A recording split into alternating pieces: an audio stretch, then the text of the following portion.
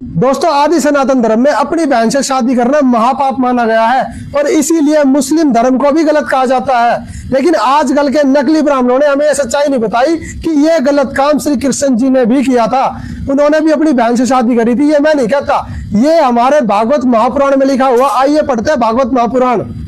यह है Shrimad Bhagavat Mahapuran 27 number code, द्वितीय खंड, गीता प्रेस, गोरखपुर से। दशम स्कंद में अध्याय 48, पेज नंबर 500।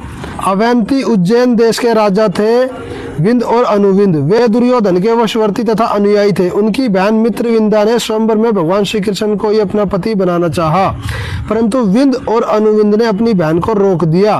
अब सुखदेव जी परीक्षित को कह रहे हैं, मित्रविंदा श्री कृष्ण की बुआ राजादी देवी की कन्या थी, यानी कि उनकी बहन थी।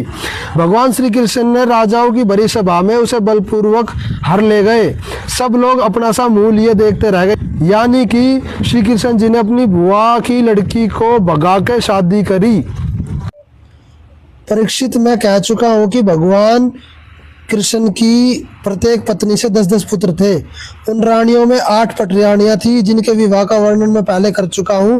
अब उनके पुत्र प्रद्युम्न आदि पुत्रों का वर्णन करता हूं।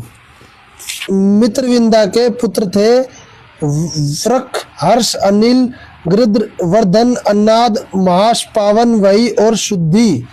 तो भागवत महापुराण में आपने पढ़ा कि भगवान श्री कृष्ण ने अपनी बुआ की लड़की को भगा के शादी करी और यह भी वर्णन आता है कि उससे उनके 10 पुत्र थे।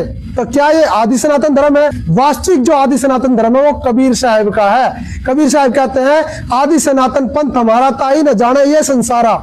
जब ब्रह्मा विष्णु महेश भी नहीं थे, दुर्गा और गणेश भी नहीं थे, जब से कबीर साहब हैं, इसीलिए वो आदि सनातन पंथ है। वास्तविक आदि सनातन धर्म की जानकारी के लिए आप सुने संत रामपाल जी महाराज के सत्संग। यूट्यूब पे सर्च करें संत रामपाल जी महाराज और आपको सच्चे सनातन पंथ की सारी जानकारी मिलेगी।